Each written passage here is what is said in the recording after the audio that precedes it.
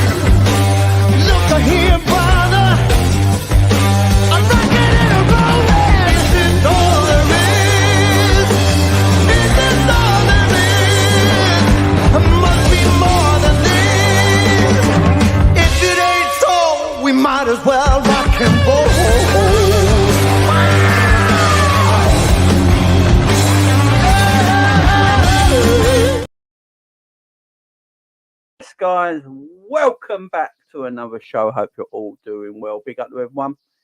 Guys, don't forget to go and hit that like button as soon as you come in, please, guys. Hit the subscribe, hit the share, do whatever you can. The likes are really the thing that helps the channel grow, guys. So the more likes, the more people YouTube throw this video out to that have never seen the show before. So the likes are the important thing, guys. So go, please smash that fun button right now and get them likes up as soon as you come in. Good morning, good afternoon, good evening to everyone, wherever you're watching.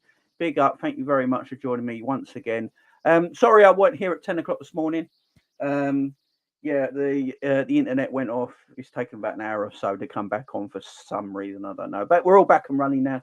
So thank you very much for hanging around and waiting for me. I do appreciate it. I was already going at 10 a.m., already sitting here, and nothing happened. So I appreciate you all waiting for me. I really do. Thank you very much. Big up, Stephen. Thank you for the music. Thank you very much. It's just some rock music I found and copyrighted. So anyone else who plays that has to pay me the money. Right. We're going to talk about Liverpool squad today. We're going to talk about Liverpool squad because, we got international break now. International break is here. We've got no game this weekend. We have to wait till next weekend to play the Merseyside derby. So next week we'll have to build up to the Merseyside derby. This week we're going to try and mix things up a little bit on the channel, talking about different areas of the game for Liverpool. Today we're going to basically talk about the squad, Liverpool squad, and I don't think it's as bad as people say it is. I don't think our squad's actually that bad. Yes, there's positions in our squad that we need to fill, but I feel like everyone in the Premier League has got issues with their squad. It's not just Liverpool. I look at Arsenal, got issues with their squad. I look at Manchester City, they've got issues with their squad. I look at Man United, massive issues with their squad. Newcastle, issues with their squad. Everyone's got issues with their squad. And I always hear the same thing on social media, or you listen to it on Sky Sports or Talk Sport. They always say, if Liverpool lose so and so, they're not going to do so and so. All the time. That's the only thing you ever hear. The 19 other Premier League teams in this country apparently have perfect squads, because you never hear anyone else talk about, well, if Man City lose so and so, they're going to really struggle. If Arsenal lose so and so, they're going to really struggle. If Man United lose so and so, they're going to really struggle. It's always Liverpool. I don't know what it is with the media. I don't know if it's because of us Liverpool fans that like to think we haven't got a good squad and play our team down all the time. I don't know if it's that, and the media just pick up on it and think, well, Liverpool obviously ain't got a good squad. So if Salah's not around for a while, Liverpool are going to struggle. And I've been saying this for a while now. I've been saying this for a while now. If you take your best player out of your team, you're going to struggle no matter what team you are. We've witnessed it with Man City recently. You take Rodri out of Man City's team, Man City struggle. It's a fact. Yeah. Look at all the players Man City got. They got quality all over the pitch. You take Rodri out of their team, they struggle. If Salah was out of our team, we'd probably struggle. Yeah. You take your best player out of your team, you'll go to struggle in games. It's just a fact. And I don't get why the media always pick on Liverpool in this opinion. They always pick on Liverpool. They always pick on Liverpool for this opinion. Yeah. I think they're starting to see the fact now that Man City haven't got a perfect squad. You know, Man City's squad is not perfect. In fact, in my opinion, Man City are nowhere near as good as they were last year, player for player. They're nowhere near as good as they were 2 years ago, player for player. I don't think Man City had a very good summer transfer window, in my opinion. I don't think the players they brought in this summer has boosted them on from last year. I really don't. I don't see Mateus Nunes as a better player than Gundogan, but nowhere near. Calvin Phillips is nowhere near good enough to be a deputy defensive midfielder to Rodri. Doku looks pretty good, but he's a young guy. Alvarez and Haaland are good. Obviously, Haaland's a world-class goal scorer, but quite a limited footballer. They're very good at the back. What I will say for Man City, they bought defensively well. Defensively, Man City have got the best defensive unit in the Premier League. But everyone's got issues, and I'm sick of the fact. I'm a Liverpool fan. I'm a die-hard Liverpool fan, like everyone in the chat is. Yeah, I know my issues with the squad that we've got. Yeah, we need certain players in our areas of our squad to make it better. We certainly do. But it's nowhere near as bad as people say it is. And everyone discredits Liverpool all the time. I'm getting pretty annoyed with it. You know, I'm getting pretty annoyed at the fact Liverpool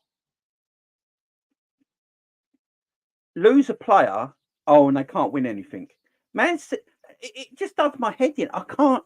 It's such poor commentary by people on Twitter, by the media, by big Sky, like big companies like Sky Sports and Talk Sport will get employed to talk about this sort of stuff. Talk absolute nonsense. They talk absolute nonsense. Now, I'm not saying our squad's perfect. It's nowhere near perfect. We need a proper number 6. I'm going to talk about this today, the number 6 position. We need probably another centre back and maybe a right winger to deputise Salah. My only problem with the right winger stuff here, and I've been saying this for a long time now, Cristiano Ronaldo and Leo Messi never had deputy players that would be a rest for them or a substitute. If Messi and Ronaldo were constantly fit and never injured, they played. They were never rested or rotated in their career because who they are, they play. So no, Real Madrid and Barcelona never bought a player to rotate with them. And I've always been on the same thing with Mo Salah. I've always been on that Mo Salah thing. It's like, who you go buy to rest Mo Salah? And then why would you rest Mo Salah? You know, I don't actually believe in rotation that much. I think the rotation thing is a bit of a myth, and it's a new thing in football that they brought in because of science and technology now, and they can see where players are in their red zones and all that sort of nonsense. I actually think rotation is a bit of a myth. I think people think a lot of teams rotate more than they actually do. Now, I think people think Man City rotate constantly. They rotate the same players. The same players rotate all the time. Man City have very versatile midfielders and very versatile defenders, yeah, that sometimes are just playing a different position. And people think they've rotated their whole squad. It's not true because they haven't got a big enough squad to rotate. Man City's squad is not big enough for full rotation like people want. It's just not. Go and look at their subs bench. They rotate the same 3 or 4 players. That's it. I don't believe in this rotation thing like a lot of other fans do. I just don't. I just don't believe in. I just don't believe in rotation that much. The only rotation I believe in is probably for younger players because you can't burn out young players. If you look at Saka at Chelsea right now, at Arsenal, apologies. If you look at Saka at Arsenal, he's played what 2.5 years in a row with no rest, and now he's burnt out and he's getting injuries because he's a young guy. You've got to look after young kids. So players in their 19, 20, 21, 22, you probably have to rotate a little bit to look after them progressing through their years so they don't get injuries.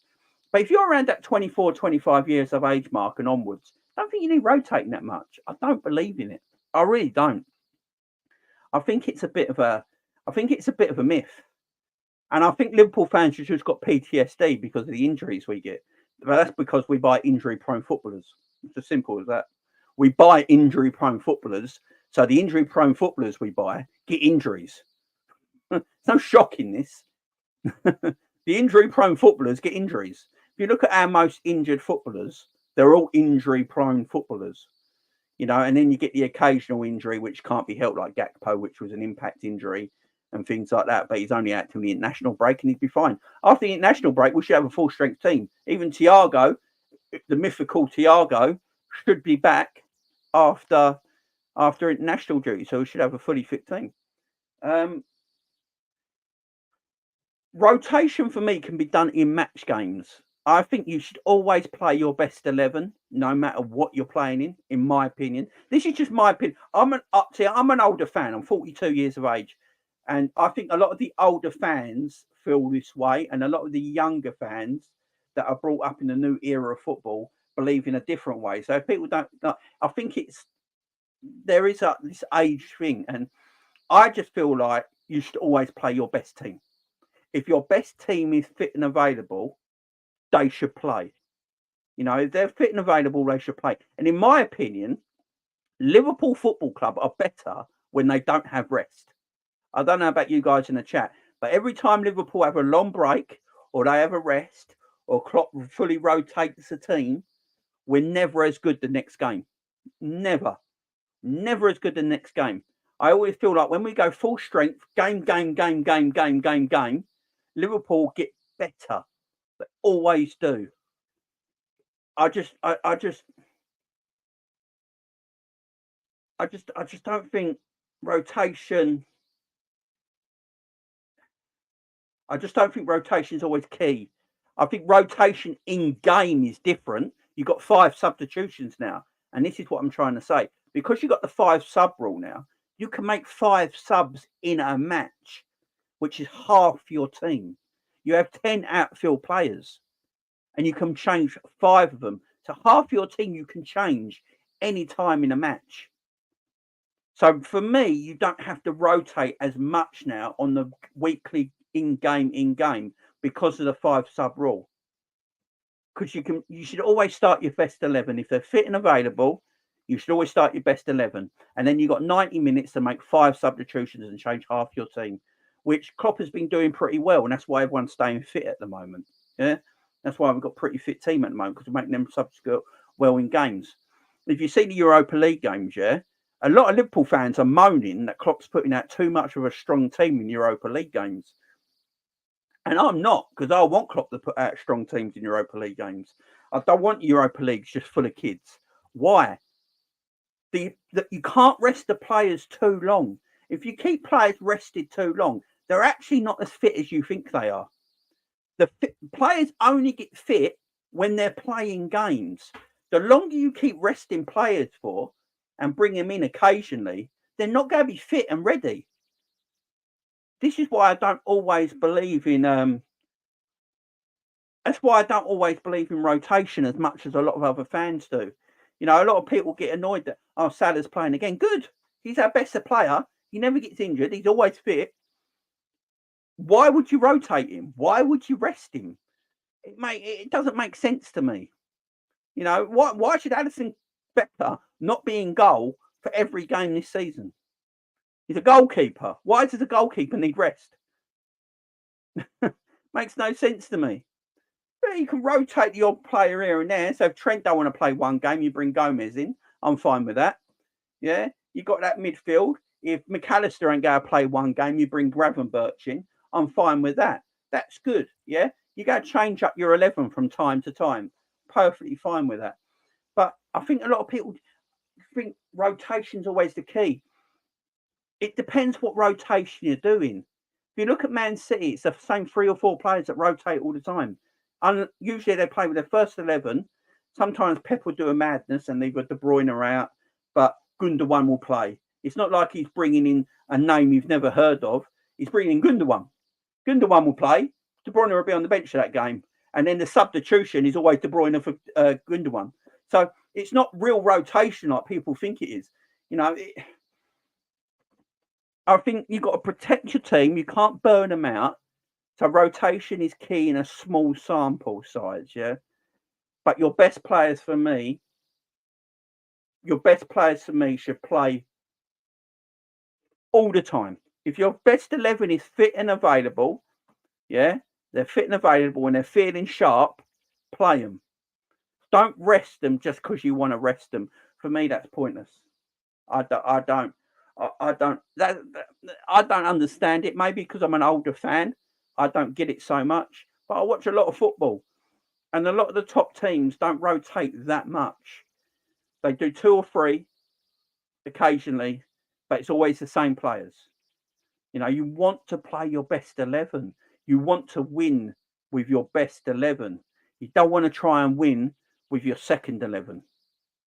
So you want to keep your best 11 as sharp and fit as constantly as you can, which is why a lot of managers, top managers, continuously play their best players all the time, because your best players are the ones that go win your football matches. And if you continue to keep them fit and keep them going, and that's why the 5 substitution rule is so popular. That's why the 5 substitution rule is such a good idea in football today's world. Because say you take Liverpool, for instance, we've got a 5 sub rule, yeah? We're 2-0 up. We got 30 minutes to go. Mo Salah don't need to play 90 minutes. He's got a goal or assist. We're 2-0 up. We're comfortable. We're at home. Mo Salah can come off on the hour mark, have a 30-minute rest. He's played a 60-minute game. That's all Salah's played this week. A 60-minute game. He can come off and have a rest. You can bring someone else on. McAllister can come off after 50 minutes. We're 2-0 up. Take McAllister off after 50 minutes. Put a Gravenberch on. That is the beauty of this 5 sub rule now. And that's where your rotation should be key, is your substitutions in game with 5 subs. Now, I know some of you in the chat and me have said this before, that Klopp substitutions are sometimes not the greatest, but maybe he didn't have the squad then. If you look at our bench at the moment, we do have the squad now. I mean, mostly look, after the international break is over, guys, when we play Everton, all right, we could have on the bench, because Gakpo should be back. Gakpo, Jota, Thiago, Gravenberch, Endo, Stefan, Basetic, Joe Gomez, Quinn Kelleher, Simicas. I mean, look how strong that bench is. That's a mental bench. That is arguably the strongest bench in the Premier League. That is arguably the strongest substitution bench in the Premier League. Let me say their names again. So after the international break, we could have Gakpo, Jota on the bench, Stefan Basetic, Thiago, Gravenberch, Gomez, Simicas, Quinn Kelleher. Tell me a team that arguably has got a better substitute bench than that. That's a great substitute bench. And that's where rotation is key mid-game. Because Klopp can now look at his bench and go, right, Salah's had a good hour. We're winning comfortably. There's no point in playing 90 minutes. He can come off, bring Gakpo on, change the formation around. Right, McAllister's had a good game for 50 minutes. He can come off. Gravenberch can come on. Robbo's had a good game. Right, let's take him off. Put Simicas on. Right, Gomez can come on at centre back. You know, he can look at a bench and change it up. So rotation can be done in game because of the 5 sub rule. Now, I understand Liverpool have a big season. They play all competitions and rotation is key. But for the Premier League, I think consistency is the main thing in the Premier League. Consistency is the main thing. And if your first team is as fit as it can be, and is fully fit and ready to go, you play your first team and you rotate within the match because you've got 5 substitutions. Europa League, look, Europa League you can rotate because it's not the Champions League. Look, if this was the Champions League, we wouldn't, you'd play your first team. But in Europa League, you can rotate. I actually like what Klopp's doing in the Europa League. I like the Europa League teams in the first 2 games. I've got no problem with them teams at all. I think they're the right choices and the right players to play in them games. I think his rotation has been excellent in the Europa League. The League Cup was good rotation as well. And I think the Premier League, you look at it, Klopp's playing his best 11 available. Every Premier League game, Klopp is playing his best 11 available. He is not going to rotate as much in the Premier League. He's looking to do his rotation, keep everyone fit and available in Europa League and domestic cup competitions. Premier League, strongest 11 available every single time. And it's the right thing to do. It's definitely the right thing to do. Have Liverpool got issues in their squad? Of course Liverpool got issues in their squad. Every team has got issues in their squad. Man City have got massive issues in their squad. They played 3 games without Rodri. They lost them all. It's not a coincidence. They played 3 games in the domestic competition, League Cup and 2 Premier League games. They've lost 3 in a row. They've lost 3 domestic games in a row with no Rodri. Is that a coincidence? Of course it's not. He's their best player. You take your best player out of your team, no matter who you are, you're going to struggle. It's just a fact. Yeah. Who are Man City going to buy that is equally as good as Rodri that's just going to sit on the bench? There's no one. The perfect player Man City had was Gundogan, but they let him go, which is mental to me when you look at it now. You've got Calvin Phillips there, and you keep Calvin Phillips and you let Gundogan go. Mental. It's mental to me. He would have been absolutely perfect to sit in for Rodri, and City wouldn't have lost them 3 games, guaranteed it. Gundogan won Man City the treble. Came alive towards the end of the season when City was struggling, and he's the one who scored all the goals. So that's what I'm saying. Like, the number 6 position is very. This is where I'm going to with my. Where I'm going to now with the DM position for Liverpool. This number 6 position, yeah, is extremely important, right? Also, I'm going to say this now. I don't know what kind of number 6 Jurgen Klopp wants. I don't know. I don't know what number 6 he wants. And this is the main issue I got. When I see people still talking on Twitter, yeah, so there's a thing going around at the moment. What is Liverpool's, I don't know if anyone's on Twitter, but if you're on Twitter, a lot of Liverpool fans putting on Twitter Liverpool's top 5 players of the season, yeah? And some people keep quote tweeting them and commenting and going like, oh, yeah, Liverpool would be so-and-so if we had a number 6, but we know why we ain't got a number 6. Our owners are too tight. Why do we always bring up the owners in this situation? Why are the owners always to blame? Like, Liverpool fans are never happy. We're 3 points off the top of the league. We've got a brand new midfield, and we were absolutely dire last season. If you ask me, we started this season really well. We've had 5 really difficult away games, yeah? And our next 4 games are against Everton at home, Nottingham Forest at home, away to Luton, and at home to Brentford. We've got 3 games out of our next 4 all at home in the Premier League and all winnable. And we're only 3 points off the top of the league with a brand new midfield. Some people overreact and go mental and still blaming the owners. How about you chill out? I think we had a really good summer. I think our summer window was good. If we got a defensive midfielder in, we did get a defensive midfielder in, but if we got a defensive midfielder of the quality everyone wanted, you're looking at a 10 out of 10 window. But how many people really have 10 out of 10 transfer windows? Not many. Not many teams have 10 out of 10 transfer windows. It's very hard to do. Yeah, it's very difficult to do. So I think Liverpool had a better summer than people give them credit for. You know, it's better than what people give it credit for. And it's still there for improvement. Now, I think personally, if Liverpool had the number 6 that Jurgen Klopp wanted, again, I don't know who the number 6 Jurgen Klopp wanted, and we're going to get to Otaro Endo. But if Klopp got the number 6 that he apparently wanted, which was Lavia, I don't blame the club, by the way, for not spending 60 million on Lavia. I really don't, because I think that's too much money for a man who's only played 38 professional games in his career. He's always played. He was a youth player before that. So 60 million is a lot of money. So, and especially when you've got Stefan Bajcetic there, and is Lavia that much better than Stefan Bajcetic? I don't know. I don't think so. So is it worth paying 60 million? I don't blame the club.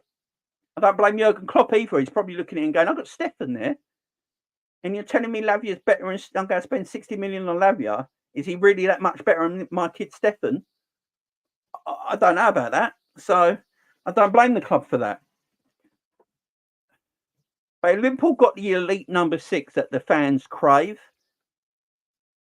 I actually think we'd still be in the same position we are now. I think we'd be in the same position we are now. I know a lot of people were saying if we got the elite number 6 in that we should have got in the summer, we'd be top of the league now and be unbeaten. I don't know if that's necessarily true. I don't think that's necessarily true. And the reason I say that is because of the way we play, the style we play in. We play one-on-one defending at the back still. You know, we play a high line. We play really, you know, if you look at the goals we concede, the goals we concede is the goals we do it to ourselves, where we play really slowly out from the back. You know, we play this really slow possession football and try and go through the middle of all the teams we play. We never go through the wide areas no more. I was watching some footage of Liverpool a couple of years ago when Mane, Salah and Bobby were up front, yeah? And we arguably had a worse midfield than we do now. And we were much quicker. We were more direct. That Liverpool don't exist right now. We're much slower now. With a slower tempo and more about possession building from the back. And that's where we lose our goals from, because we lose the ball in the midfield. Then our defenders and midfielders are all out of position and we get caught on transition and we can't defend in transition, right? Happens every week. Every single week it happens, and it never gets changed because that's the way we want to play. So I don't think if we got an elite number 6 right now, we'd be any better off in the league than we are now. We're 3 points behind the leaders. We've had an excellent start to the season with a brand new midfield. So I don't think there'd be much difference. I don't even think there'd be that much difference. But long-term wise, for me, Liverpool need to get a number 6 in this team ASAP. For me, long-term wise, Liverpool need to get a number 6 in soon. For me, after the international break, I don't want to see McAllister at the number 6 position no more, because it's hindering him. McAllister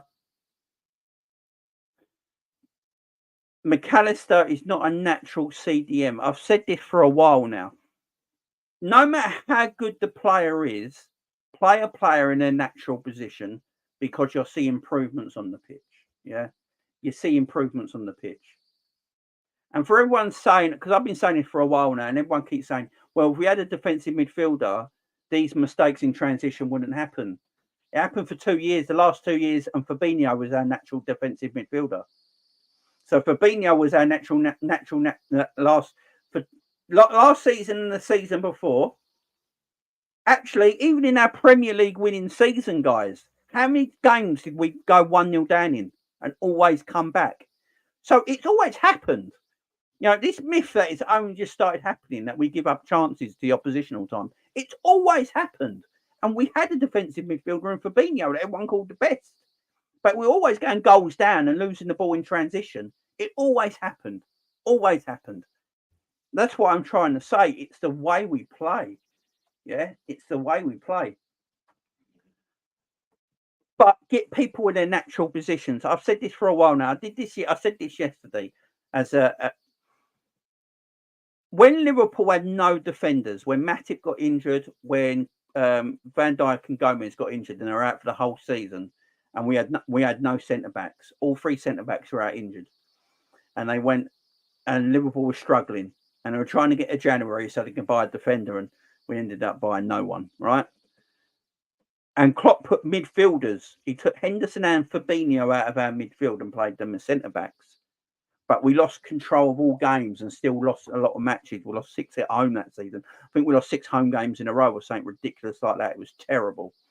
And then Jurgen Klopp decided to go, right, I've got to trust players and he played Reece Williams and Nat Phillips as the centre-back partnership, and he put Fabinho, Thiago and Henderson back in midfield. And because of that, the last 10 games of the season, we went unbeaten. We won 8 in a row, and I think we drew 2. Yeah, we drew 2 and went up, and then won 8 in a row to finish off the season, and we finished third. We didn't even finish fourth, we finished third. Yes, we were defending champions, and it was a poor season, but we managed to finish third from absolutely nowhere. And that's because Klopp decided to put 2 centre-backs in their natural positions. And Reece Williams and Nat Phillips are nowhere near good enough to play for Liverpool Football Club. That's why they're not at Liverpool Football Club anymore. They're not good enough to play for Liverpool Football Club. They weren't good enough long term to play for Liverpool Football Club. But they're natural centre-backs. So it helped the team to have natural players in their position. And this is why I've been saying this about Wataru Endo. Wataru Endo might not be good enough, guys. He might not be good enough for us. And he probably isn't good enough for us, yeah?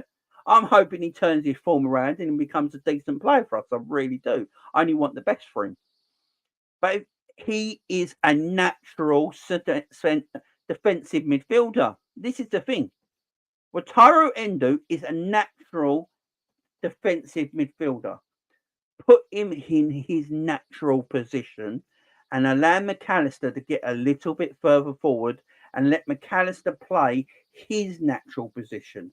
Immediately, you'll see a better team defensively because Endo will be in his natural position, McAllister will be in his natural position, Szoboszlai in his natural position, and then you've got someone like Thiago and Gravenberch who can come off the bench or even take positions, and Stefan Bajcetic, and all play in their natural positions.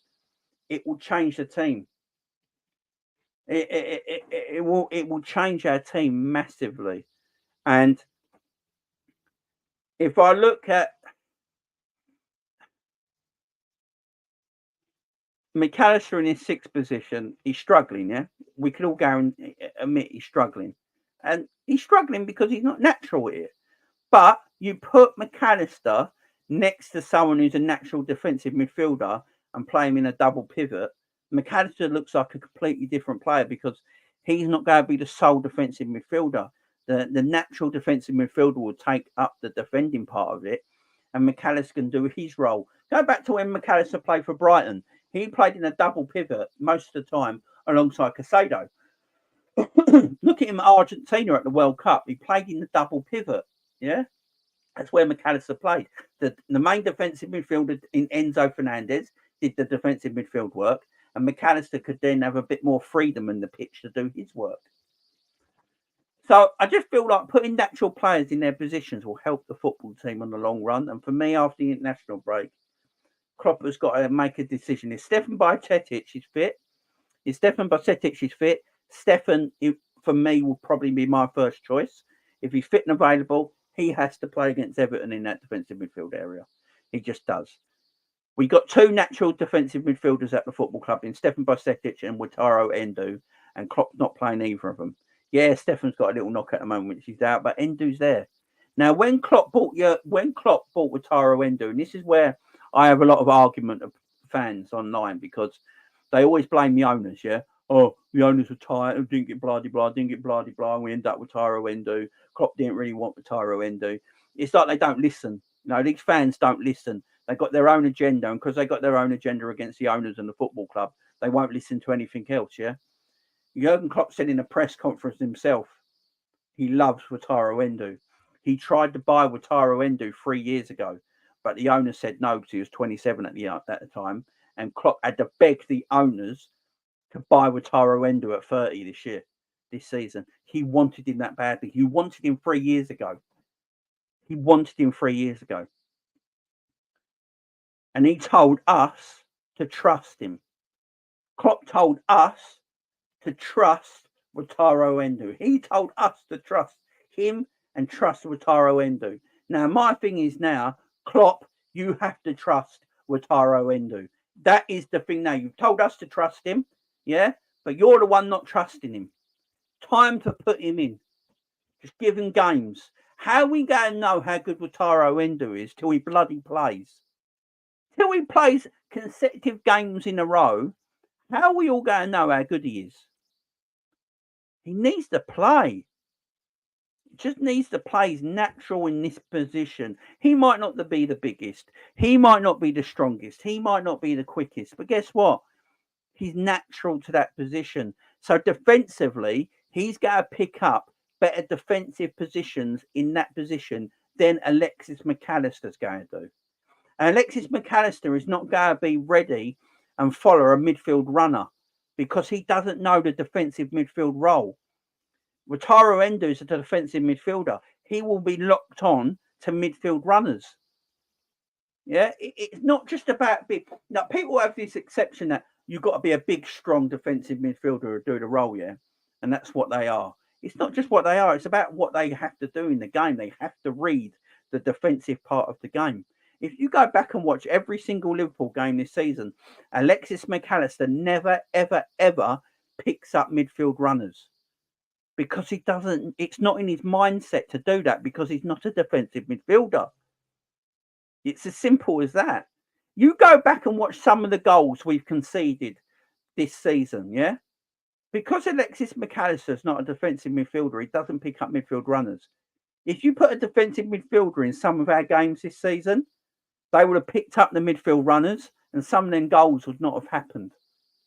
That's why the number 6 is so important for our football team. You know, that's why the number 6 is so important for our football team. And I don't want to put players in positions they shouldn't be playing in. I see Aaron there, big up Aaron saying about Szoboszlai. I don't want to see Szoboszlai in DM. I don't want to see McAllister in DM. I don't want to see any of these players playing positions they shouldn't play. I want to see players that play DM playing DM. It's as simple as that. And for me, Klopp has just got to give Wataru Endo a chance. We've got 4 very winnable games coming up after the international break. Everton at home. Did I say Forest at home, wasn't it? Away to Luton and at home to Brentford. That should be 4 W's easily. If Wataru Endo can't start any of them 4 games, I don't know what we're doing. If Wataru Endo can't start any of them 4 games, then we've got massive problems, in my opinion. Got 3 out of our 4 games all at home. 3 out of 4 games all at home. Just play him in them games. You still got a good bench. You still got good players around him. You've got McAllister and Szoboszlai. They're your first choice midfielders in your number 8s. Play Wataru Endo as the DM. Play McAllister and Szoboszlai out next to him. And then you've got a better midfield. That's much better balance in that midfield straight away. Yeah, much better balance in that midfield. And if it's going wrong, if it's not working, it's going a bit wrong, then you go and look at your bench. You've got a Thiago hopefully on the bench, a Stefan Bajcetic hopefully on the bench, and a Gravenberch hopefully on the bench. So you can just change it. So it's not the end of the world, but he needs to trust him. Now, is he doing with Wataru Endo what he did with Fabinho? If we all go back in time and remember when Fab joined Liverpool, he had 1 game. Do you remember Fabinho's first ever game for Liverpool in the Premier League? It was a complete disaster. He looked slow. He looked lethargic. He couldn't pick up the pace of the game. And then we didn't see him for about 2 months. Fabinho just disappeared because Klopp said he weren't ready. And then he brought him in. And then we saw how good Fabinho was when he was ready. We understood the way to play in the Premier League. He understood what Klopp wanted him to do. Maybe there's a thing where Klopp's just doing that with Endo at the moment. Because everyone forgets this. You know, I've been watching a lot of content creators just saying, oh, Klopp don't rate Endo. That's why he ain't playing.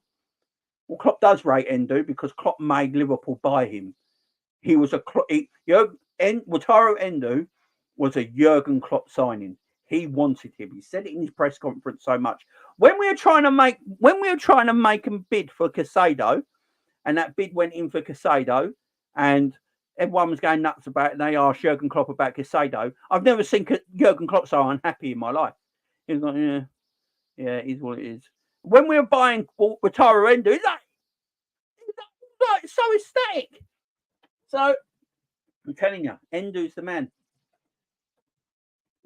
Endo's the man, man. He's the player that Klopp wanted. Klopp needs to trust him there because there is a problem in our defensive midfield area.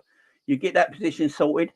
If Endo gets a little run and he's actually quite good, then we're all right. But we can't really judge the guy when he's not had a consecutive run in the game.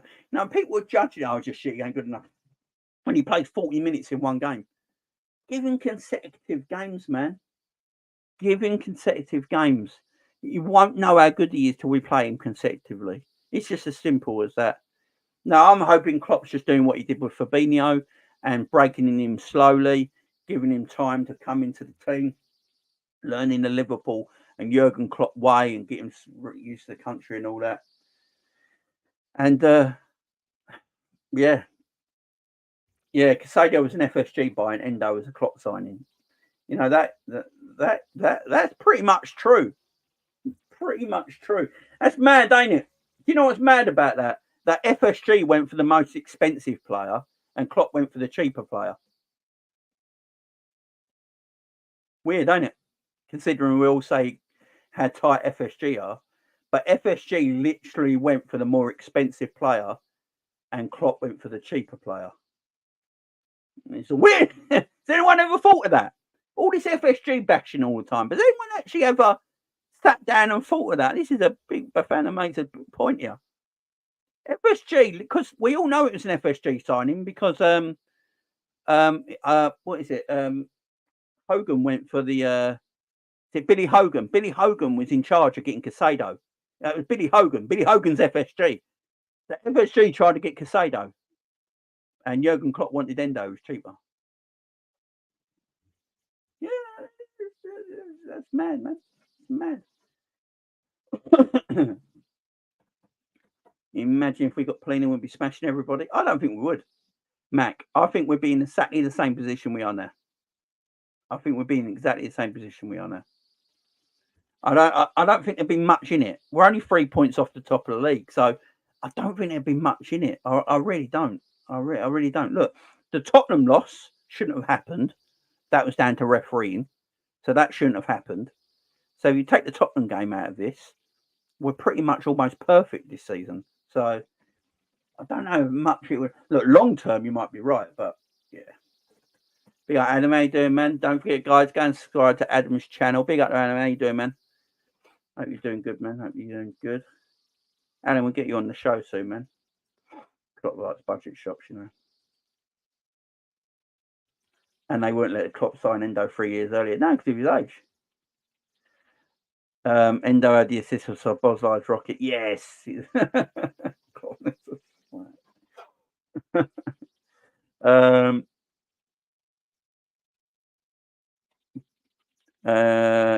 Gershom here says Endo Spur, give him time, he will get there. Look, I watched a bit of Endo when he played for Japan last international break, and he looked quality. I've gone back and looked at him in Germany. He looks decent, man. Just give him a little bit of time. That's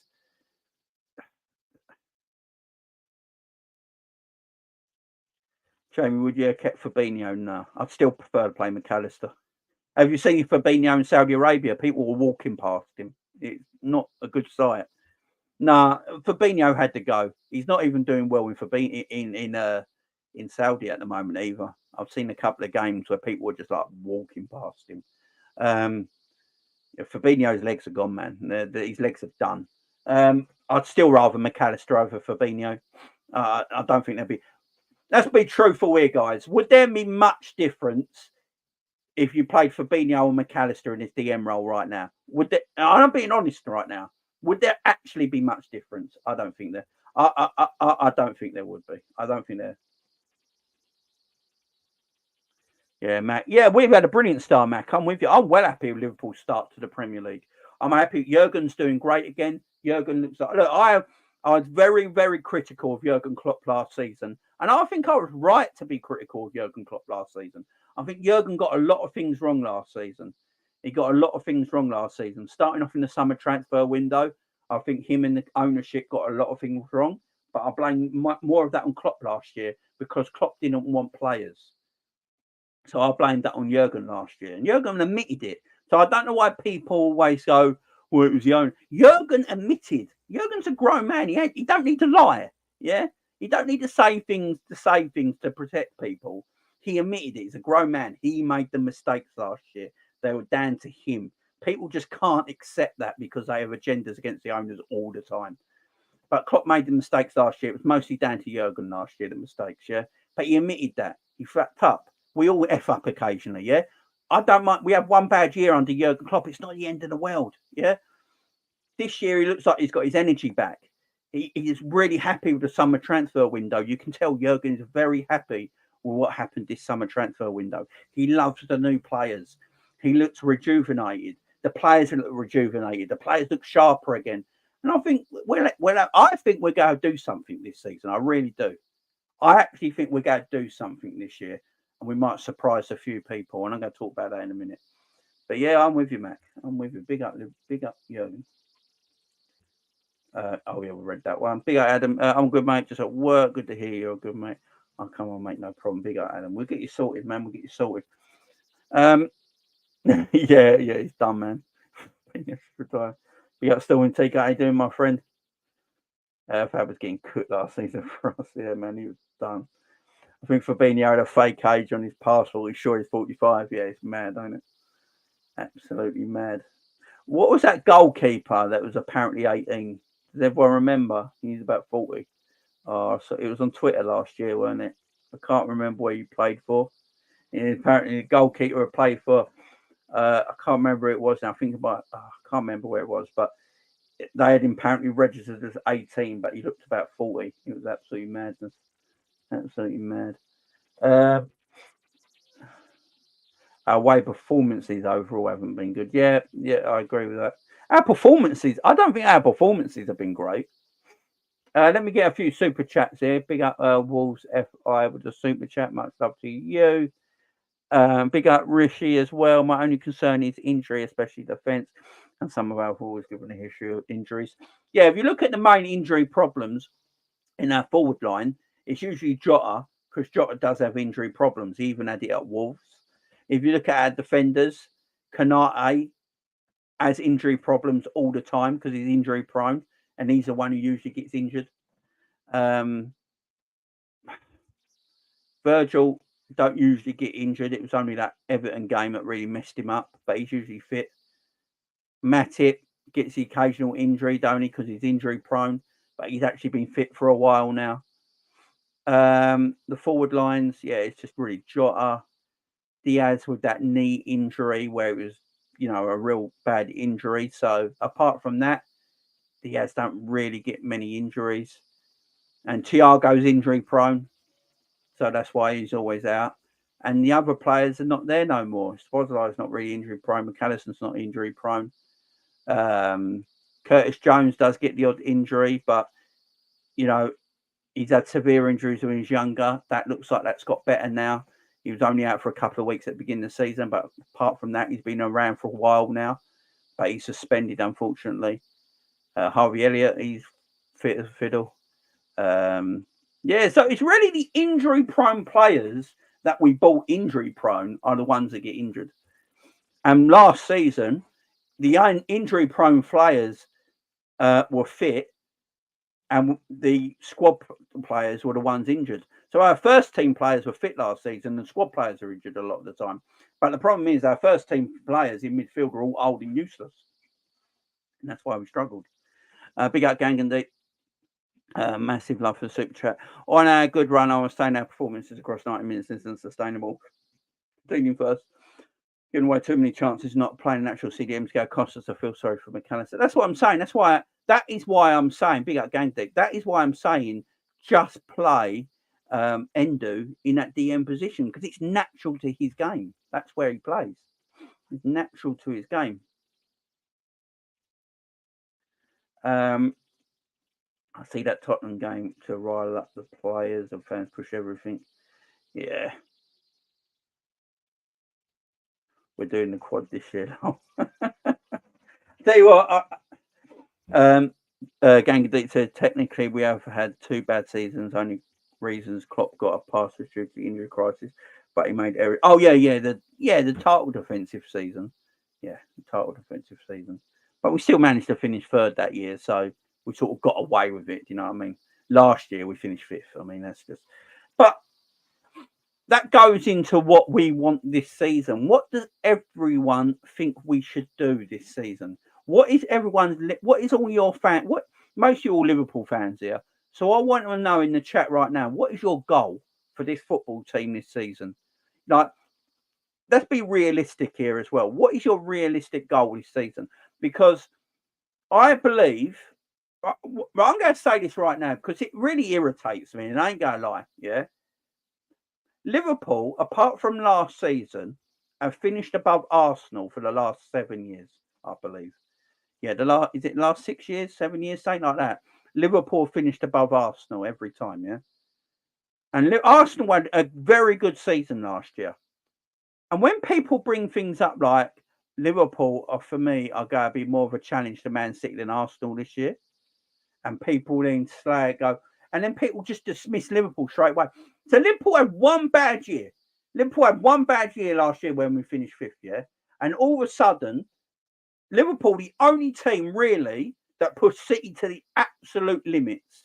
I don't think we'll see that again. Liverpool and Man City pushed each other to ridiculous point margins in Premier Leagues. You know, there's no teams that are going to finish on 98 and 97 points and 93 and 92 points. It just ain't going to happen because then Liverpool and Man City pushed each other to limits.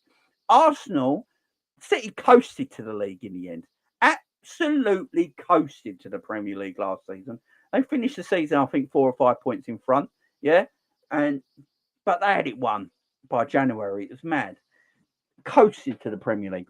Arsenal have had one good season and then one right off Liverpool straight away. Like literally. So Liverpool have one bad season. Arsenal have had 7 bad seasons and 1 good season. And everyone's like, oh, Arsenal. Liverpool have had much better seasons than Arsenal for the last 7 years. Now have one bad season and Liverpool shit again. Oh, I can't compete with Arsenal. And I look at it and think, nah, that's bollocks. Absolute bollocks. You know, I look at Arsenal. When Liverpool got a fully fit team and Arsenal got a fully fit team, Liverpool squad's better. It's as simple as that. Liverpool got a better bench by a mile. They have a better bench by a mile. Yeah. But Arsenal got a very good first 11. Arsenal probably got the best first 11 in the Premier League. I'll give Arsenal that. Arsenal's first 11, I think, might be the strongest in the Premier League. I'm going to give Arsenal that because they bought well. You know, you've got Declan Rice and Partey and Odegaard. That should be their midfield 3. That's probably the best midfield in the league. You know, Partey and Rice as that double pivot midfielder, and then Odegaard in front of them, and then Saka, Martinelli, and Gabriel Jesus up front. That's probably, you know, as strong as it gets in the Premier League. I'll give Arsenal that. I'll give Arsenal that credit, yeah. But their depth under that ain't great. It goes right down. But Arsenal got a very good squad. Man City got a very good squad. Liverpool got a very good squad. But there's also issues in everyone's squad. Yeah. And this is why I don't count Liverpool out. This is why I keep saying, do not count Liverpool out. Tottenham have got a very good 11 as well. Tottenham have got an extremely good midfield. Tottenham might have the best midfield in the league when they're fully fit. And I ain't lying there. Basuma and all that. That's business, man. Maddison, Basuma, and Bentancur. That could be arguably the better midfield. So, but they've only got a first 11. Tottenham's depth after that is absolutely awful. Tottenham have got no depth whatsoever. But they're only playing 1 game a week, so they might get away with it this season and finish in that top 4 or top 5 positions, being the Champions League next year. But for me, Liverpool can compete. I want Liverpool can compete this season. For me, I think we're a year behind. I think next year is when Liverpool can actually go for the title, in my opinion. I think we're just 1 year behind. You know, that year last year, we let Arsenal catch up. So Arsenal, I think, are just a year in front of Liverpool right now. But that's all. Next year, when McAllister and Szoboszlai and all these new players are more bedded into our midfield and Gravenberch and all that sort of stuff, and Liverpool probably go and get, I think Liverpool are definitely going to get Andre in January. I think that is definitely going to happen. I think Andre's going to come to Liverpool in January. He'd be Thiago's successor. So, and then we're going to get a DM next summer. I think we're going to get a DM next summer. So then you're looking at our midfield of Gravenberch has been here 12 months. The Szoboszlai has been here 12 months. And McAllister has been here 12 months. You've had an Andre in from January and you go and buy a brand new defensive midfielder. Yeah, a quality defensive midfielder. That would be as good as any midfield in Europe, not alone the Premier League.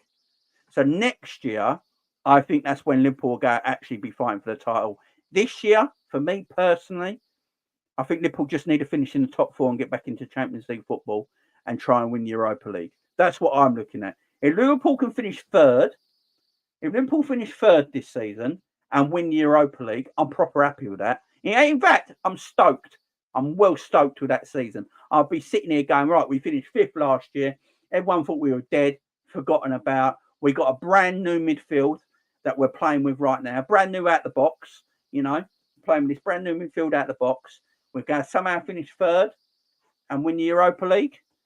And then we go again next year. And then the next season, I'll be like, well, that midfield is all settled down now. They've had 12 months. Andre's coming from January. We'll go buy a new defensive midfielder in the summer and probably another centre back. And we're ready to go. We're ready to rock and roll.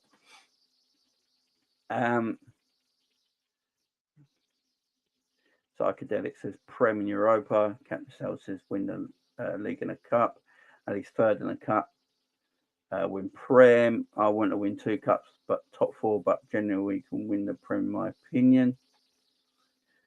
I'm going to get that in a minute because a lot of people do think Liverpool can still win the Premier League. Let's chat about that. Hang on. Big up Storm and Tika. Adam says we have to win Europa League and prioritise the FA Cup. I do think we'll give the title a shout too. Depends what happens in Jan. We're still in for the quad. There's no doubt about that. We'll win the EPL because City will probably refresh next season and get back their hunger. Yeah, I've got a thing about Man City. I'm going to talk about that tomorrow, I think. Defo Poss. I want a title challenge and win 2 trophies. That really is it. I think finish third and he may win trophy because of certain. Yeah, maybe. I'm with you.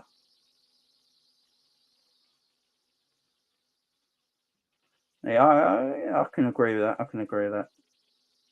that. Big up Rishi with a super chat. I would like us to compete for the title, given the high risk of losing Salah in the summer. It gives us the best chance. I'm going to talk about Mo. I don't think Mo Salah's leaving. I'm going to talk about it in a minute.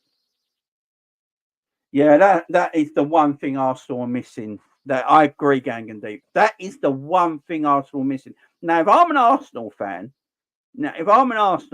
I am desperately telling my manager, my board, my owners to go and get Ivan Toney because I don't think this Man City team are as good as everyone's making them out to be. I really don't. They've had an easy start to the season. Go and look at Man City's fixtures this season. They've had a pretty easy start. Look at their European group. Their Champions League group is easy. Yeah? As soon as you take Rodri out of their team, they struggle. They do. And Haaland can be kept quiet. I think teams are starting to find out. I know Haaland will probably be top goal scorer again, but I don't think he'll get the goals he did last season. And I think teams are going to start to work out if you can keep Haaland quiet, he's pretty ineffective in games. Now, when Haaland's not scoring and you keep him quiet, it doesn't really do much. And then City are playing with 10 men. So I think you can, if Arsenal go and get Ivan Toney, I think Arsenal will win the Premier League. I'm saying that now. And I don't like Arsenal. But I'm telling you right now, if Arsenal go and get Ivan Toney in January, he's a gunman. And Ivan Toney is a much better footballer than people give him credit for. He's not just a goal scorer. Ivan Toney's a very good footballer. In fact, I think Ivan Toney is a better footballer than Gabriel Jesus, in my opinion. Right? But people won't like that because Ivan Toney plays for Brentford and he's English. How can he be better than a Brazilian superstar? He is. In my opinion, Ivan Toney is a better footballer than Gabriel Jesus. Yeah. If they go and get Ivan Toney with Martinelli and Saka next to him, I think Arsenal will win the Premier League because I think Arsenal probably got the strongest 11. So I think Arsenal will win the Premier League if they get Ivan Toney. I really do. So I don't think City is as good as they were last year. I don't think the players they bought are good enough. I don't think Mateus Nunes and Kovacic are good enough replacements for City's midfield because I don't think they're quick enough. I don't think Kovacic is quick enough. You see the 2 fouls against Arsenal because they played against a quick Arsenal midfield. Kovacic weren't quick enough to get around the pitch. He's not quick enough. I don't know if Mateus Nunes is good enough. I think Mateus Nunes is technically a very good footballer, but I don't know if he's good enough. Are they better than what they sold? No.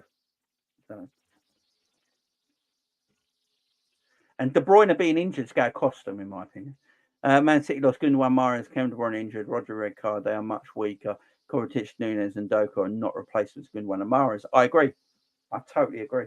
Totally agree. Yeah, I agree with that. If Arsenal get Ivan Toney in January, for me, they'll win the league.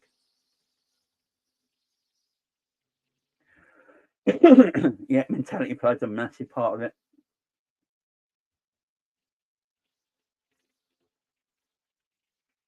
Yeah, they make like Liverpool squad. Do they get in Liverpool's first 11? I don't know. Martinelli for Diaz, yeah. I'll give you that. I'll give you Martinelli over Diaz. Canate and Saliba is a toss-up, ain't it? I don't know. Well, if you go by the French national team, Canate plays. Gabriel, I don't think is that good of a defender. And Gabriel Zeus ain't getting in our forward line. No chance. Yeah, so Martinelli, out of all them, the only one who gets in our first 11. Top 4 and Europa League. Big up Frank in the house. How you doing, Frank? Guys, everyone go and please subscribe to Frank Carlisle Show. Go into YouTube, Frank Carlisle Show. Go and subscribe to my man. If you like your history of Liverpool as well, he's a Liverpool historian as well. So go and check my man out. Hopefully, when I get up to Liverpool, I'm hoping to get up to Liverpool this year. If I do get up to Liverpool this year, Frank, we'll meet up, man. We'll meet up. Sorry, Jamie, just joined. My goal is to finish in top 4 and go win Europa. Yeah, same as me, man.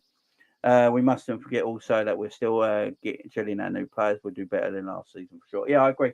I'm with Frank there. That is what I'm feeling as well. That's why I feel like next year, I think Liverpool will be primed for a title run. That's why I'm saying Liverpool are a year behind Arsenal, because Arsenal took over Liverpool last year and then added to their players this year. So I think they're 12 months in front of us. Our players in Gravenberch, Szoboszlai and McAllister, when they've had 12 months to settle down, they will be 12 months better this time next year, and Liverpool will have a better team this time next year. And I think they'll catch up with Arsenal quite quickly. I really do.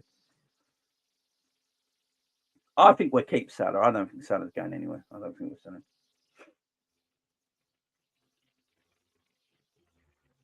But then, if you look at Arsenal this season, have Arsenal been that impressive this season? I don't think anyone has been. I ain't gonna lie. I don't think Liverpool have been extremely impressive. I don't think Man City have been that impressive. I don't think Arsenal have been that impressive. The only team you say has been impressive this season is Tottenham, to be fair. But Tottenham are coming from such a low standard, just playing a little bit better is going to be eye-catching, ain't it? So if you look at the top 3 teams in the league at the moment, Chelsea, Liverpool, Man City and Arsenal, I don't think they've been that impressive yet this season. All 3 of them, So, and by the way, while I'm on the subject of Arsenal and Man City, that Arsenal Man City game was the boringest game I've ever seen in my life. Oh my God. If people did a watch along for that Man City Arsenal game, I'll give you all the love in the world, because how you stayed awake doing that game, Jesus Christ. Arsenal Man City game was the worst game of football I've seen this year. Absolutely terrible. Liverpool team too many goals to be champions. They do. Well, you might mean chances, because I think we got like the second best defence in the league. It's a weird one, but I think chances is more thing. Yeah, the Norwegian stat padding money monster. But I think you guys understand where I'm coming from. Yeah, City look tired, man. Yeah. So we're going to have these conversations, man. We're going to have these conversations. Yeah. I've been saying this for a while now. If I don't believe in individual awards in football, I don't understand it. Yeah, because Haaland would be the worst Ballon d'Or winner in the history of the game, in my opinion, because he's not a very good footballer. He's a world-class goal scorer, but for me, he's quite a basic footballer. I've been saying this for a while now. People come at you, yeah. When you say these sort of things, people come at you because they're like, "Why can you be a basic footballer if he gets 50 goals a season?" Because so did Gary Lineker. Gary Lineker used to get 50 goals a season, but he was a basic footballer. Yeah, Alan Shearer. If we're going on Ballon d'Ors for scoring goals, why was Alan Shearer never nominated for a Ballon d'Or? Alan Shearer was banging 20 plus 30 goals a season for Southampton. Then he went to Blackburn and banging 30 goals a season. Then he went to Newcastle, his hometown club. He won nothing at Newcastle. They were crap the whole time he was there. And he was still banging 30 goals a season.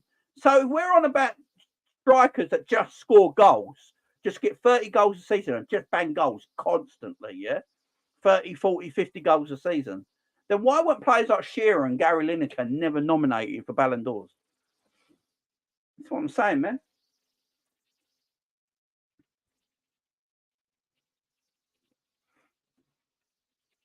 It's not good if Arteta equals Klopp's Prem record, to be honest. But Arteta's a good coach, man. Arteta's a good coach, and he's much younger than Klopp. You know, look at Xavi Alonso, what he's doing in Germany with Bayer Leverkusen. Bayer Leverkusen play arguably one of the best football in the world right now. I was watching Bayer Leverkusen games the other day. I was going back and watching a few.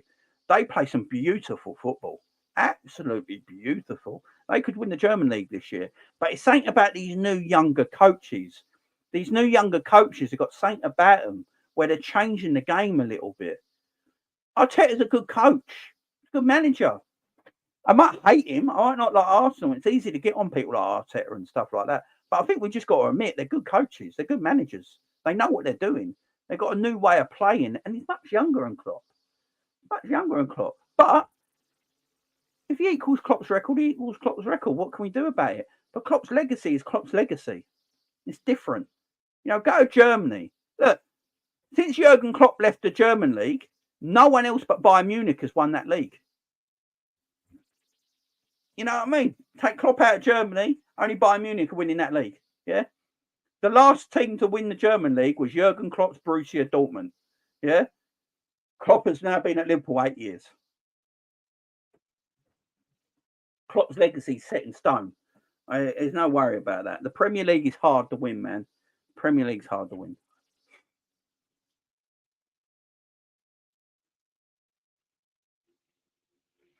Yeah, Pep's like Mateus Nunes for time. You are right. I just don't think he's better than the players that are left. That's my issue. Is Mateus Nunes better than Gundogan? No. So City are going to not be as good, are they? Saliba walks into our side for who? Who does Saliba come in for? Because he can't play on the left side, so he ain't taking Van Dijk's position. And Kanate and Saliba, it's a toss-up, ain't it? It's a toss-up between Kanate and Saliba. And if you look at the French team, the French national side, Kanate plays. So it's a toss-up. It's a toss-up. It's a toss-up. It's a toss-up. But then can Saliba play? Can Saliba defend and play the way we play? This is the thing when we always talk about. This is when people get when you do combined 11s. Yeah, you do combined. This is why I don't like doing combined 11s because it don't make no sense to me. Because what way you go play? I always say this. So we're going to do a combined 11. So you're doing a Liverpool Arsenal combined 11. Yeah, are you playing Arteta's way or Jurgen Klopp's way? Because if you're playing Jurgen Klopp's way, you can't play Saliba. If you're playing Arteta's way, you probably go with Virgil and Saliba, yeah? Or something like that, right? This is why I don't do combined 11s. This is why it's very hard to go, right, that player will come in our team and do what he's doing at that team. Only if we play to that way. That's why some players don't suit teams they're at. You know, Jadon Sancho don't suit United because they don't play to his way.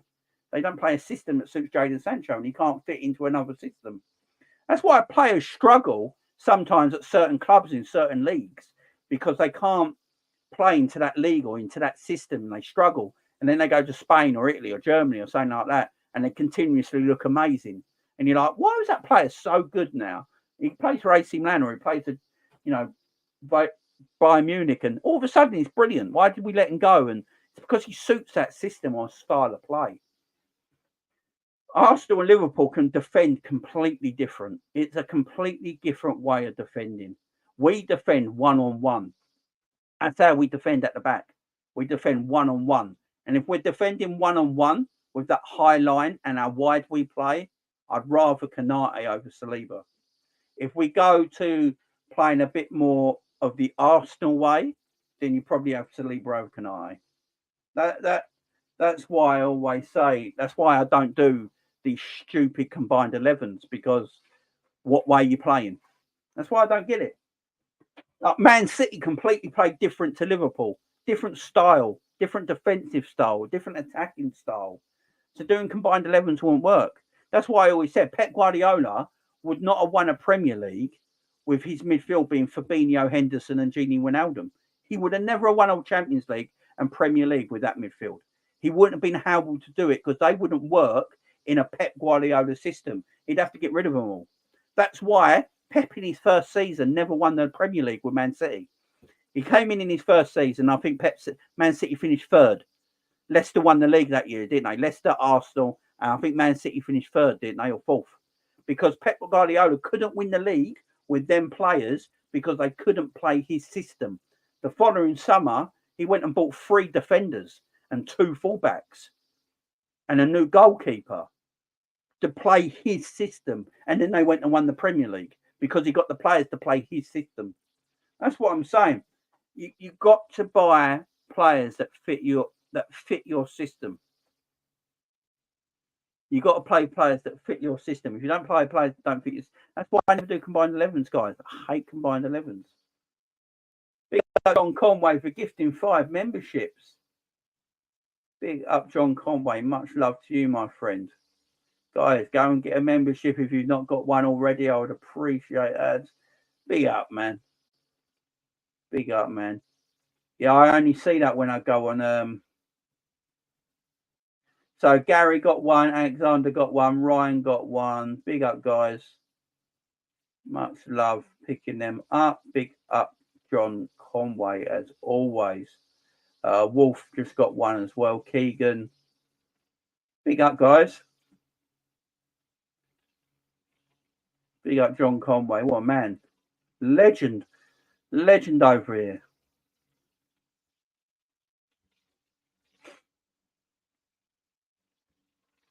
Big up John Conway, the living legend. For some reason, where's my? There we go. Where's my chat gone? Sorry, the chat on my StreamYard's not working, so I have to look at YouTube for the chat. Yeah, calling shows will come back this week. Hopefully, hopefully Wednesday. Hopefully Wednesday we'll have a calling show. Big up Brett Young. How you doing, man? I think Van Dijk is better than Ruben Diaz. Yeah, we defend different. This is the thing. Yeah, Hazard retiring at 32 is madness.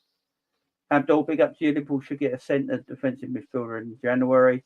Without Gundogan, City will crumble. He was so underrated. He was a tremendous footballer. Yes, we need a calling show, Jamie. Yeah. Back Cav. I don't think Salah will leave either. I don't think he will. Jamie, Tony or Nunes? Ivan Toney's a very good footballer, man. Ivan Toney's a tremendous footballer. I think.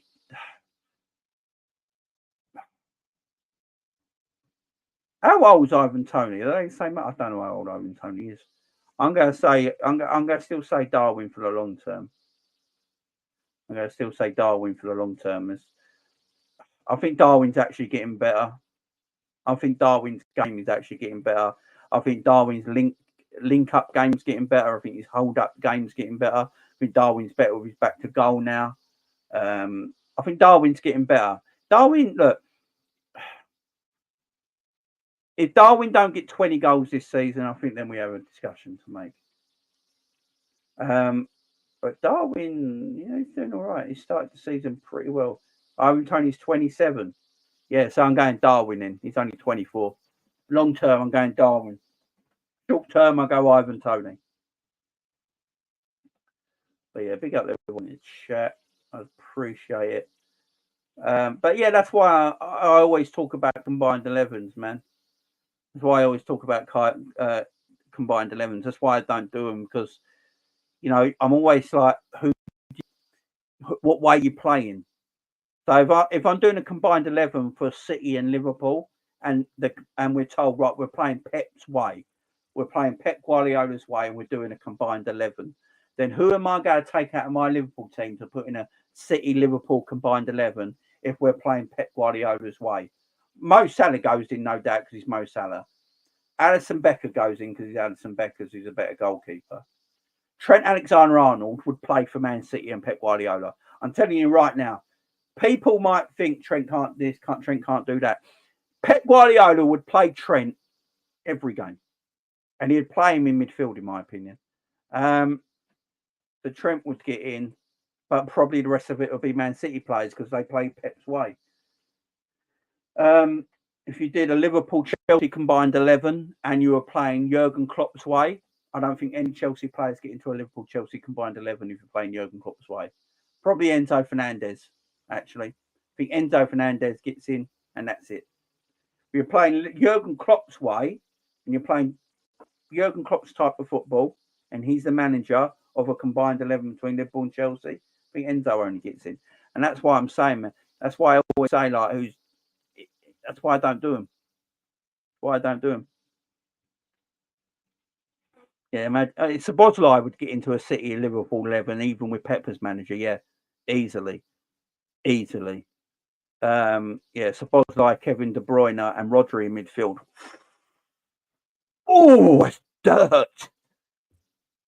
That's dirty. Rodri, Kevin De Bruyne, and Szoboszlai midfield 3. That's awful. That's disgusting. That's disgusting.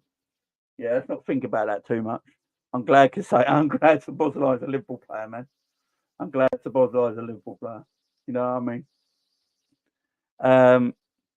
So yeah, that's why I never do combined 11s, because I know people have asked me why I don't do combined 11s, and that's why, and also people go on form. Like, people do combined 11s on form. What's that about? What's that about? Do a combined 11 on form. You know, so you're doing it on form just to get your certain players into your combined 11. What? Doing form? What are you on about? So you're not going to put Salah in a combined 11 because he's not in form. Yeah, come on. Stop this nonsense. Stop combined 11s. Combined 11s should be banned with half and half scarves. Half and half scarves and combined 11s should be banned. They shouldn't be allowed.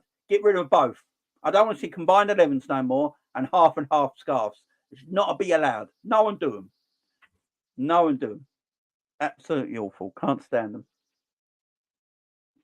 Can't stand them.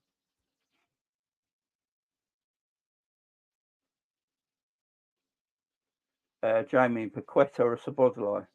Oh, Jesus Christ.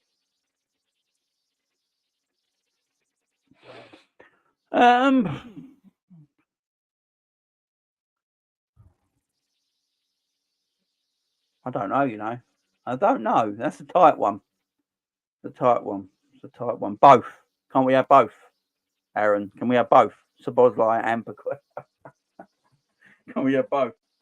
Paqueta is a problem. I don't know how West Ham keep him. I'm just so glad he didn't go in Man City. That's who Man City wanted. Man City wanted Paqueta. That's who they wanted originally. But obviously that betting scandal came up and Man City couldn't buy him. I'm so glad. My only worry is that City go for him next season. City go for Paqueta next season, and that's when, because I think Paqueta is the natural replacement for Kevin De Bruyne at Man City, and I think that's why Pep was looking at him. He's going to be like that De Bruyne replacement eventually. Because De Bruyne is getting injuries a lot now. His body's starting to break down quite a bit. So I think Pep Guardiola was actually looking at him thinking, I need a replacement for Kevin De Bruyne. I think Paqueta was the one. Absolutely. Combined 11 of the FIFA games, yeah, man. No, I've not seen the Beckham documentary yet. I don't know if I will either. Watching things about Man United. Don't know.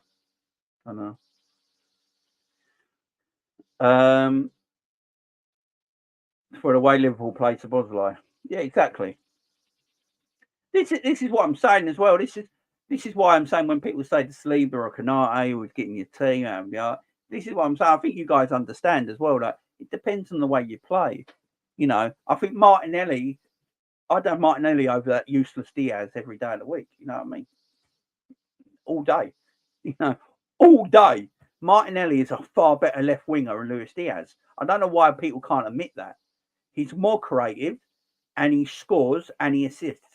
Yeah, I've been saying this for time now. My problem with Luis Diaz is if you're playing 4-3-3 in today's football, your wingers either need to be goal scorers or creative.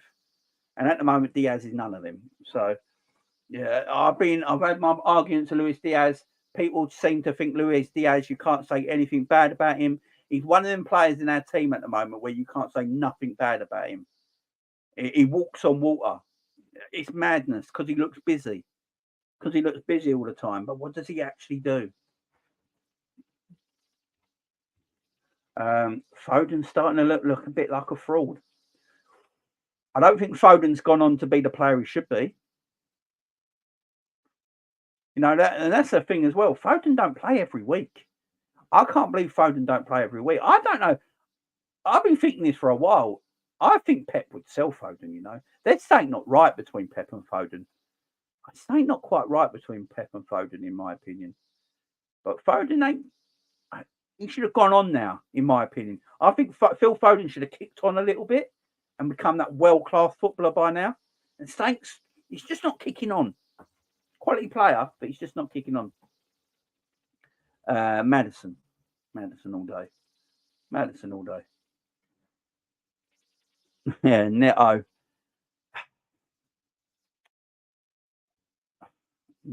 I'm not sure about Neto, you know. I'm not sure about Neto. I'm not sure. But Paqueta definitely. Big up Psychedelic. Getting rid of all that. Yeah, Grealish don't do it really either. Yeah, 100 million. Yeah,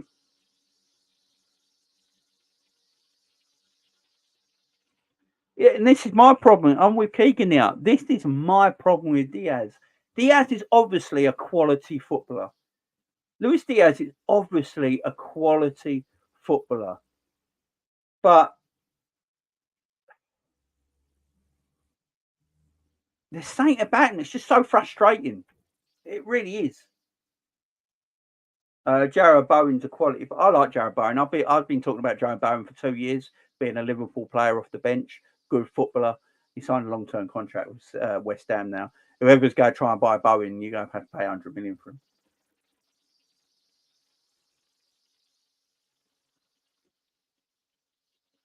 Big up, Jamie. Sorry, I have to disagree. Martinelli's been Arsenal for a while and hasn't done much for them to keep faith in Diaz. Different baller to Martinelli. Yeah, Martinelli's a young lad, though, ain't he? How old's Martinelli now? He's starting to grow into himself, ain't he? I think when he started at Arsenal, when he like 17 or something like that. How old's he now? 22? Martinelli? He's a young boy. He's a young boy. And he's very impactful. I get what you're saying, though. I do agree. I don't know. Something just about Luis Diaz frustrates the hell out of me. He frustrates the hell out of me because I know he's much better than he's showing. That's why I get frustrated with Luis Diaz. He's obviously technically a superb footballer, but he could be better since his knee injury. I don't know where, and he looks slow. Am I the only one who thinks Luis Diaz looks slow now? It can't be just. It's either just my eyes because I'm getting older, but is it me or do you guys in the chat agree? Does Luis Diaz look slow now?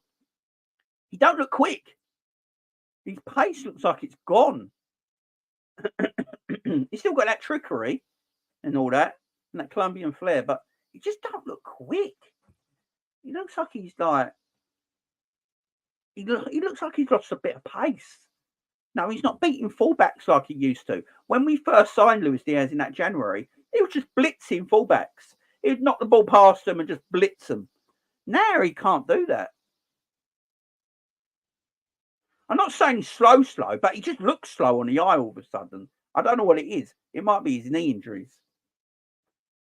Yeah, this is true, Gangadee. This is what I'm saying. Since his knee injury, He's just not been the same player, which is very unfortunate, and it's not his fault. You know, this is not his fault. But yeah, he don't look as quick. He just don't look as quick and agile as he did before the knee injury, which is a sad thing. And again, it's not his fault.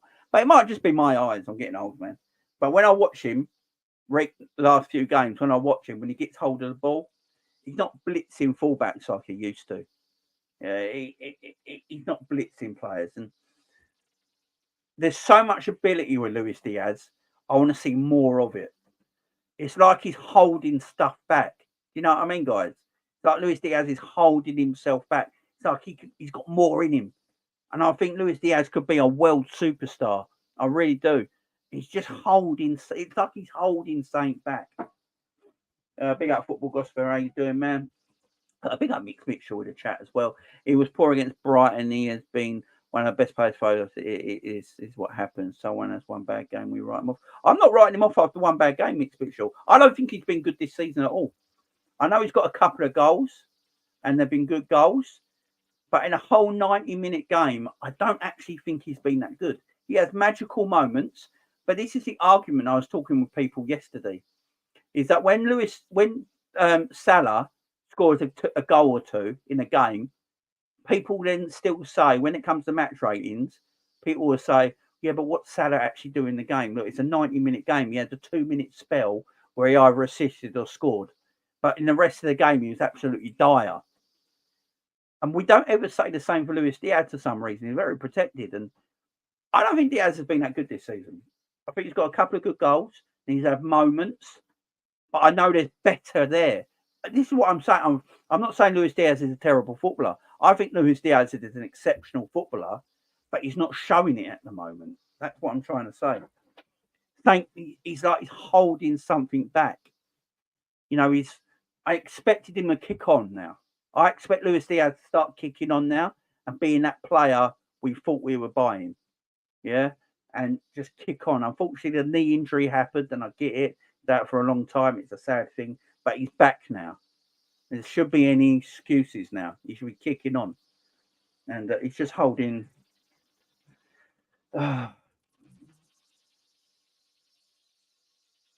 Big up DJ Smokey. When you go address the comments you made on the Gaza conflict. I ain't made no comments on Gaza.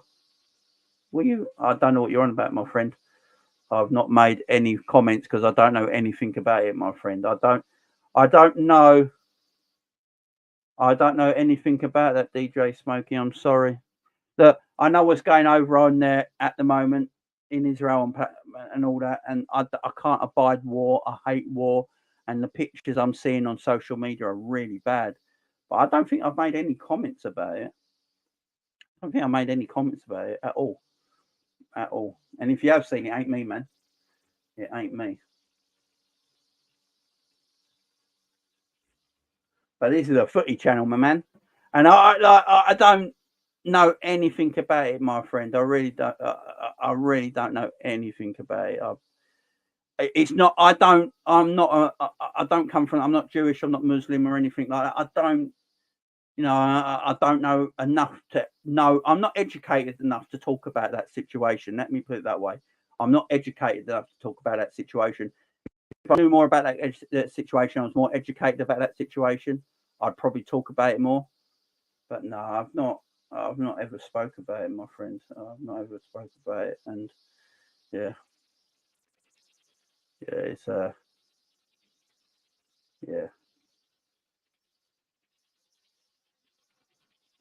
it's a real situation, no doubt. But yeah, I've never spoke about it, my friend.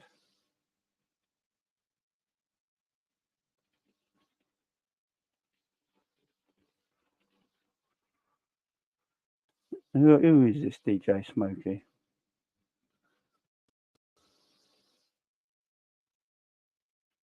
Don't even know who he is. But much love to you, man. What is it he said? When are you going to address the comments you made? I have not made no comments. Guys, has anyone ever seen me make comments? I have never made comments on it. You guys follow me on Twitter. I have never made comments on this. When you address the comments you made on Gaza conflict, can you make it clear that you can... I think he's just saying that to everyone, probably. I condemn all violence, man. I hate violence. Yeah, I condemn all violence, man. I condemn all violence. Look, this is a footy channel, my man. It's not a political channel. It's not a political channel, Smokey. It's not a political channel. It's a footy channel. And as I said, I'm not educated on the air, but I hate violence. I hate war. I can tell you right now, DJ Smokey, there should be no war in the world. Absolutely none. Yeah, no war in the world. We should live in a peaceful society where human beings all get on and love each other, and humanity should just be one great loving place. That's what I'm saying right now. I can't stand war and violence. So yeah, I can't stand it, my friend. I can't stand it. I can't stand it. Can't stand it. And that's all I'm going to say on the subject. If anyone ever asks me this again, I'm not educated in what's going on in Israel and Palestine right now. I'm not educated on it, yeah? But I condemn all war. I can tell you that right now.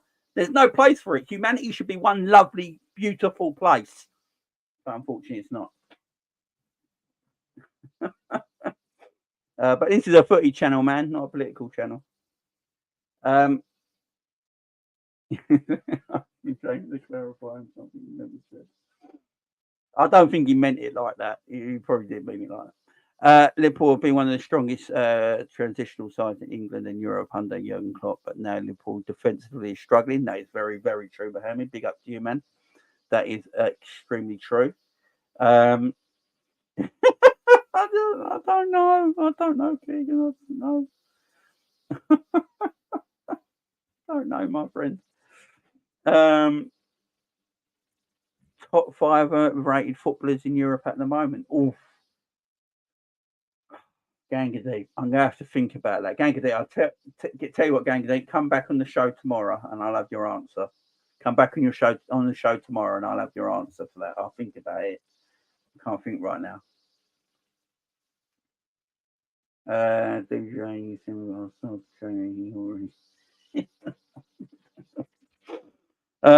it's all about train spotting. I condemn the PGMOL and all the refs in the Prem, yeah, man. Oh, oh my word. Yeah, that's really got to me. Sorry, guys, that's really threw me.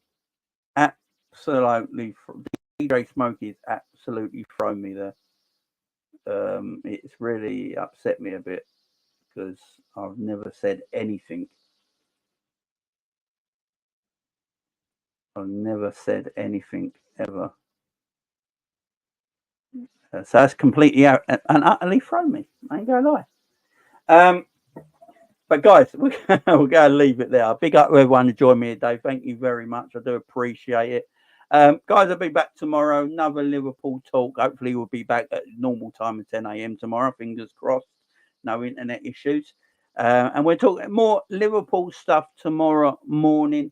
And hopefully, we can bring back the we'll bring back the call-in show this week as well. We'll bring back the call-in show this week as well. That's completely thrown me. I do apologise, guys. Thank you very much. Appreciate the love. I will be back, as I said, tomorrow. Yeah, sorry about the end of this video, guys. I do appreciate you all helping me, but yeah, it's yeah, it's that's done me in. That is that's I ain't gonna lie, it's done me in.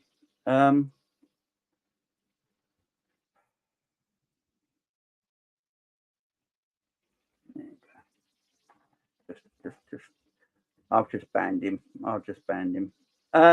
Thank you very much, guys. Appreciate the love. Thank you very much. I'll see you tomorrow. Enjoy the rest of your day. Bye bye.